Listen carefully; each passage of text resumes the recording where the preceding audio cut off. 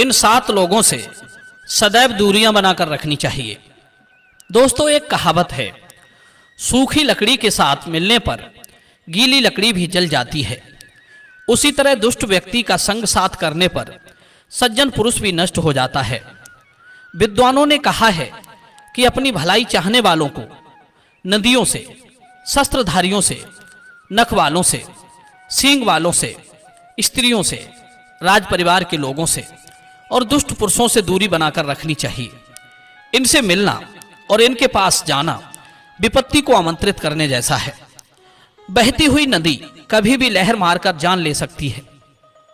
शस्त्रधारी रोष आने पर, क्रोध में कभी भी हमला कर सकता है। नख और सींग वाले पशु कभी भी चोट पहुंचा सकते हैं। दुष्ट स्त्रियां कभी भी झूठा दोष लगा सकती हैं। राज परिवार के लोग कभी भी नाराज होकर सजा दिलवा सकते हैं। दुष्ट पुरुष कभी भी विश्वासघात कर सकते हैं। इनका विश्वास और इनकी दोस्ती खतरनाक हो सकती है। इनसे सदैव दूर रहना चाहिए। एक बार की बात है, एक गांव में एक दुष्ट व्यक्ति रहता था। उसने अपने स्वार्थवश एक सज्जन व्यक्ति से झूठ मूठ की मित्रता कर ली। और ये तो आप जानते ही हो कि लोभी, कामी और बेस्या इनका कोई सगा और घनिष्ठ नहीं होता। ये अपने मतलब के लिए किसी को भी अपना मित्र मान लेते हैं। ऐसे ही उस दुष्ट व्यक्ति ने एक सज्जन आदमी को अपना मित्र बना लिया। एक दिन वो उस सज्जन व्यक्ति से बोला, मित्र, कहते हैं जब तक मनुष्य विदेश में नहीं घूमता तब तक उसकी बुद्धि का विकास नहीं होता। इसलिए हमें किसी दूसरे प्रदेश में चलना चाहिए। सैर भी हो जाएगी और परदेश से कुछ धन भी कमा लाएंगे। बेचारा सज्जन व्यक्ति उसकी बातों में आ गया और कुछ खाने पीने का जरूरी सामान बांधकर परदेश को रवाना हो गए। पहले के जमाने में सवारी की व्यवस्था नहीं होती थी, इसलिए ज्यादातर लोग पैदल ही सफर करते थे। अब वे दोनों लोग घर से निकल चले। चलते चलते रास्ते में उस दुष्ट आदमी ने उस सज्जन आदमी से कहा, भाई, तुम वैसे भी बहुत दुबले और पतले इंसान हो। तुम्हारे पास जो खाने की सामग्री है उसे क्यों बोझा बनाए हुए हो? उसे खा पी लेते हैं, कम से कम तुम्हारा बोझ तो कम हो जाएगा और तुम्हें चलने में आसानी हो जाएगी। इस तरह उस दुष्ट आदमी ने उस भोले भाले इंसान को अपनी बातों में उलझाकर उसके पास जो खाद्य सामग्री थी उसे खाना पीना शुरू कर दिया और धीरे धीरे उसका सारा खाना समाप्त कर दिया। जब उस सज्जन व्यक्ति का खाना समाप्त हो गया तो शाम के समय भूख लगने पर उस सज्जन व्यक्ति ने उस दुष्ट आदमी से कहा, हे मित्र, अब भूख का समय हो चुका है और प्यास भी जोर पकड़ रही है। तुम अपना खाना निकाल लो और आओ किसी वृक्ष के नीचे बैठकर भोजन कर लेते हैं। उसकी ये बातें सुनकर दुष्ट व्यक्ति बोला, वाह, तुम भी क्या खूब इंसान हो। पहले तो अपने खाने पीने का सामान खत्म कर लिया, अब मेरे सामान पर जी ललचाते हो। मैं अपना भोजन तुम्हें खाने को नहीं दूंगा। यदि मैं अपना भोजन तुम्हें खिला दूं तो फिर मैं क्या खाऊंगा? मैं तो अपना भोजन अकेला ही खाऊंगा, तुम मरो भूखे। दर्शक बंधुओं, उस दुष्ट व्यक्ति की बात सुनकर सज्जन व्यक्ति को बड़ा दुख पहुंचा। सोचने लगा, ये दुष्ट आदमी मेरा तो खाने पीने का सारा सामान खा गया, अब मुझे एक समय भी खाने को नहीं दे रहा है। बड़ा मतलबी आदमी है। दुष्ट आदमी बोला, भाई देखो, तुम्हें खाना तो खाने को नहीं मिलेगा, पर तुम्हें एक सबक जरूर मिल गया है कि परदेश में जाकर अपनी चीज बड़े सोच समझकर खर्च करनी चाहिए। परदेश में कोई अपना नहीं होता। सज्जन व्यक्ति उसके इस बर्ताव से बड़ा दुखी था और पछताने लगा। दुष्ट आदमी ने अपना खाना उसे ना देकर अकेला ही खा गया। सज्जन व्यक्ति बेचारा देखता रह गया। थोड़ी देर बाद सज्जन व्यक्ति को जब जोर की प्यास सताने लगी तो उसने दुष्ट व्यक्ति से कहा, हे मित्र, तुमने भोजन तो मुझे नहीं खिलाया, अब मुझे बहुत जोर की प्यास लग रही है। कृपया मुझे थोड़ा पानी पिला दो जिससे मेरे प्राण बच सके।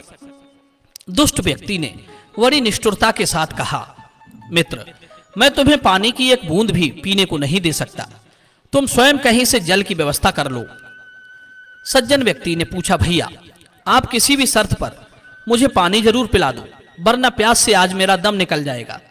तब दुष्ट आदमी कहता है कि देखो, अगर तुम खुशी खुशी अपनी एक आंख फुड़वा लो तो मैं तुम्हें पानी पीने को दे सकता हूं। सज्जन व्यक्ति ने सोचा कि प्यासे मरने से तो अच्छा है कि एक आंख से काना हो जाऊं। यही सोचकर सज्जन व्यक्ति अपनी एक आंख फुड़वाने के लिए राजी हो गया। उधर उस धूर्त ने सज्जन आदमी की एक आंख फोड़कर उसे थोड़ा सा पानी पिला दिया। उस दुष्ट ने उसे पेट भर के भी पानी नहीं पीने दिया और बोला, देख भाई, यदि तू पेट भर के पानी पीना चाहता है तो अपनी दूसरी आंख भी फुड़वा ले। मित्रों, सज्जन व्यक्ति बड़ा मजबूर हो गया।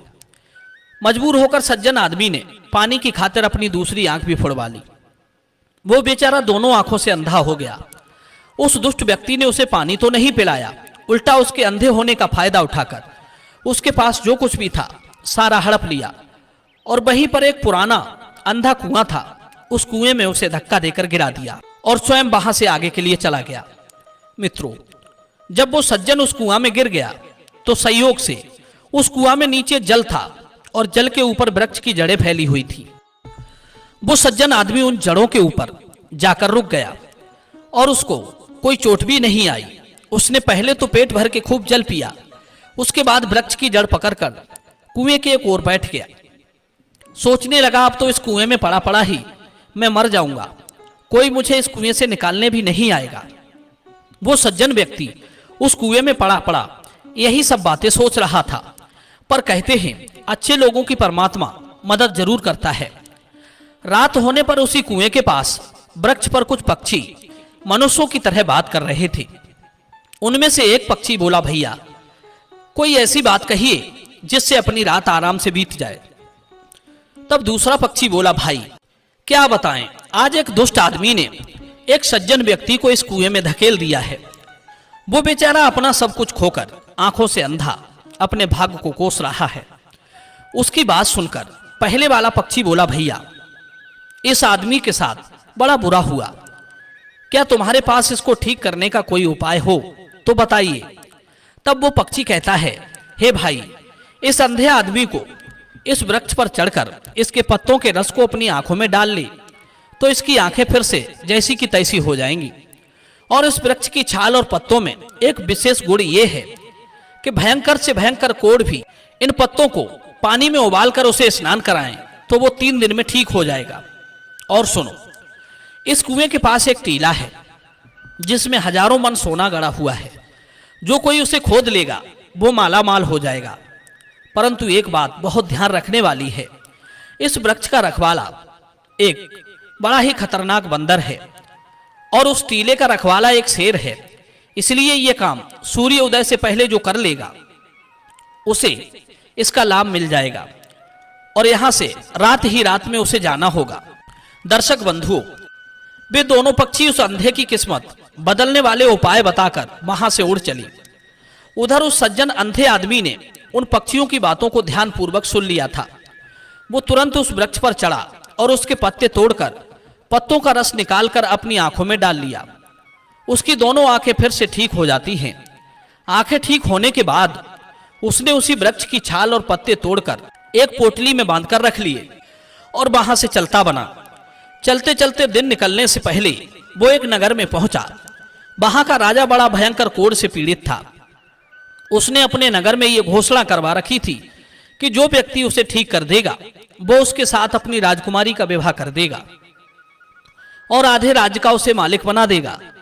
राजा की यह घोषणा जब उस सज्जन व्यक्ति ने सुनी तो वो बिना देरी किए सीधा राजा के दरबार में पहुंचा और राजा से बोला, महाराज, मैं आपकी बीमारी को 3 दिन में ठीक कर दूंगा, आपके शरीर को फिर से सोने की तरह चमका दूंगा।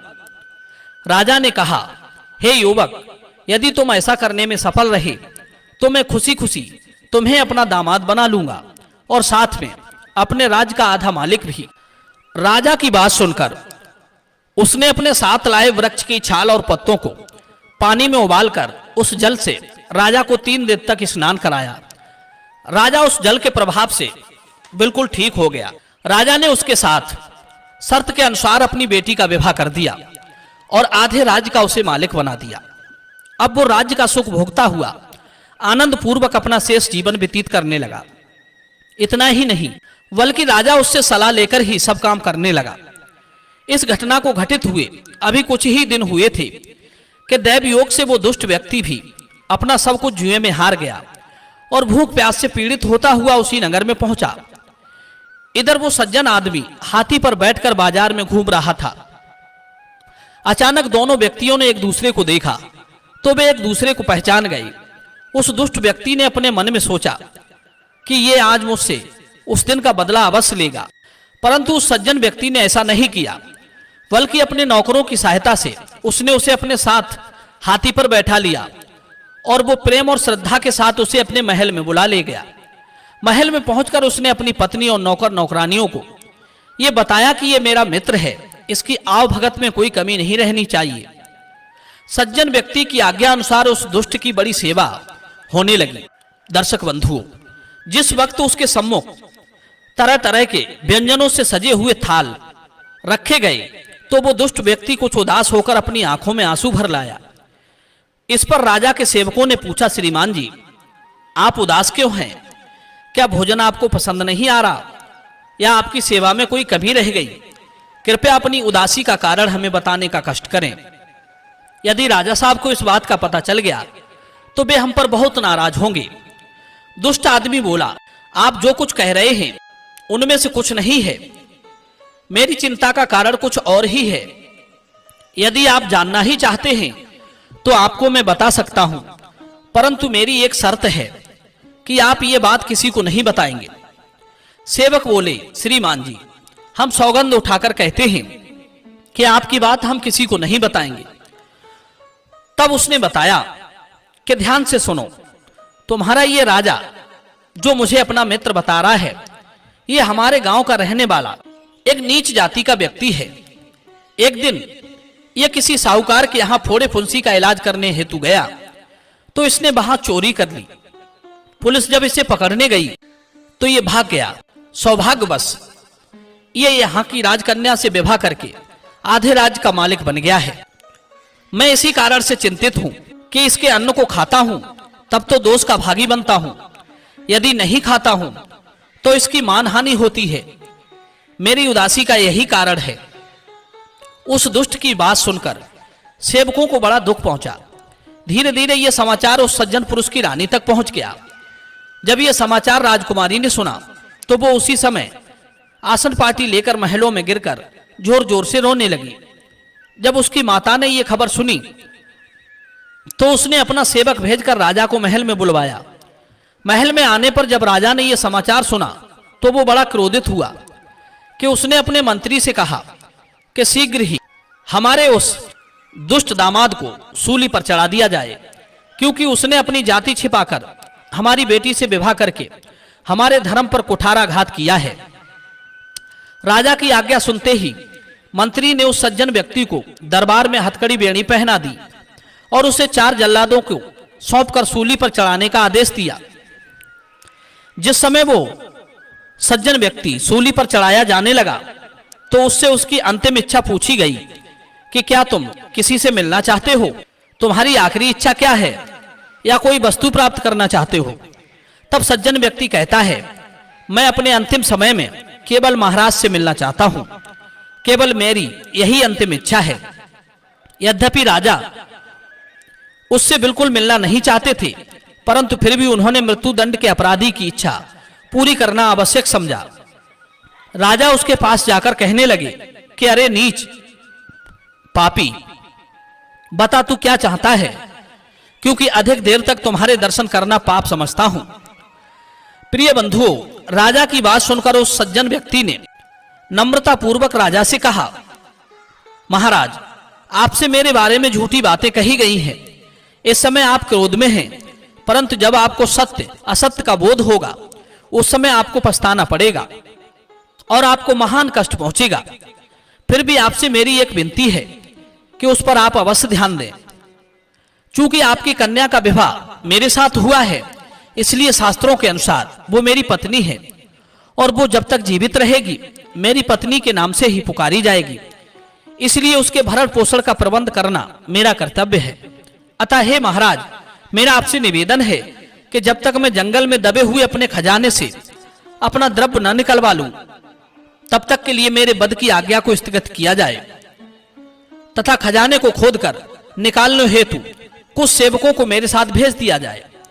प्रिय बंधुओं, यह सुनकर राजा ने यह आज्ञा दी। कि इसे जितने सेवक चाहिए इसे दे दिए जाएं, और जब तक ये अपना खजाना निकाल कर ना लाए तब तक इसके साथ पहले की तरह सम्मान दिया जाए। इसके बाद जैसा उचित समझा जाएगा वैसी आज्ञा प्रदान की जाएगी।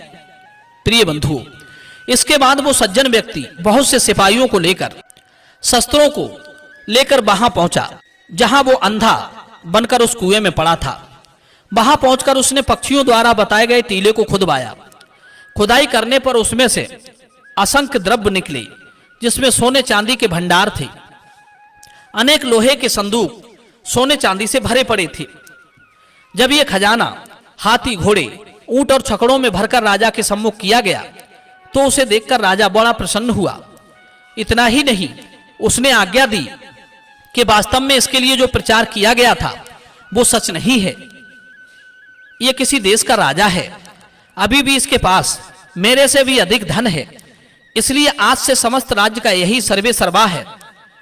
जिस प्रकार मेरी इज्जत की जाती है उसी प्रकार इसकी आज्ञा में चलकर इसका मान सम्मान किया जाए। राजा अपने राज्य का भार उस सज्जन व्यक्ति को यानी कि अपने दामाद को सौंपकर अपनी रानी के साथ वन में ईश्वर का भजन करने चला जाता है। वो सज्जन व्यक्ति अब समस्त राज्य का स्वामी बनकर आनंद पूर्वक जीवन व्यतीत करने लगा। कुछ दिनों के बाद उसका वही दुष्ट मित्र पुनः उसी शहर में आया। उस समय उसकी दशा अत्यंत शोचनीय थी। वो केवल एक लंगोटी पहनकर भयंकर कोढ़ से पीड़ित होकर एक एक टुकड़े के लिए गली गली में चक्कर लगा रहा था। जब उस सज्जन पुरुष ने उस दुष्ट मित्र को देखा तो वो रोने लगा और उदास होकर बोला, हे मित्र, तुम्हारी ये दशा कैसे हुई? उसने बताया, भाई, ये सब मेरे दुष्कर्मों का परिणाम है। मैंने आपके साथ ऐसी बुराई की है जो मुझे नहीं करनी चाहिए थी, परंतु तुम तो धन्य हो क्योंकि तुमने मेरी बुराई का बदला अपनी भलाई से दिया है। अब पीछे की ओर ध्यान न देकर मेरी दुष्टता को क्षमा करने की कृपा करें, मुझे इस भयंकर रोग से मुक्त करें। प्रिय बंधु, ये बात सुनकर सज्जन पुरुष ने उस दुष्ट आदमी से कहा कि हे मित्रवर, तुम मेरे शत्रु नहीं मित्र हो, पूर्ण हितैषी हो, क्योंकि यदि तुम मेरी आंखें ना फोड़ते और यहां आकर मुझे नीच नहीं बताते तो किस प्रकार मैं राजकन्या से विवाह करता और किस प्रकार इस राज्य का मालिक बनता। इसलिए आपने जो मुझ पर कृपा की है उसको मैं कभी नहीं भूल सकता। अब तुम्हें मेरे साथ महल में चलना पड़ेगा। जहां पर तुमने मुझे अंधा बनाकर एक कुएं में डाला था, उस कुएं पर कुछ वृक्ष हैं, उसके पत्ते और छाल तोड़ लेना और उसे पानी में उबालकर उस पानी से 3 दिन तक स्नान करना। इससे तुम्हारी काया कंचन के समान हो जाए। इतना ही नहीं, तुम उस वृक्ष के पत्ते और छाल अपने पास ही रख लेना। उन्हीं के द्वारा ऐसे भयंकर रोगों को खोकर धन और यश कमा लेना। सज्जन पुरुष की बात सुनकर वो दुष्ट आदमी खुश होता हुआ जैसे ही उस स्थान पर पहुंचा, त्यों ही वहां टीले की रक्षा कर रहा सिंह और वृक्ष की रक्षा कर रहा बंदर ने उसे अपराधी जानकर उसके टुकड़े टुकड़े कर डाले। प्रिय बंधु, इस तरह से वो दुष्ट आदमी को अपनी दुष्टता का दंड मिल गया था। इसीलिए कहते हैं कि हमें किसी के साथ भी भूलकर बुरा बर्ताव नहीं करना चाहिए। परमात्मा एक दिन हमारे पापों की सजा हमें जरूर देता है। करनी का भोग हमें भोगना ही पड़ता है। दर्शक बंधुओं, ये कहानी आपको कैसी लगी? कमेंट सेक्शन में आप अपनी राय जरूर देना। मिलते हैं अगली कहानी में, अगली वीडियो में। आप सभी का बहुत बहुत धन्यवाद। जय श्री कृष्ण। कि ये 3 चीजें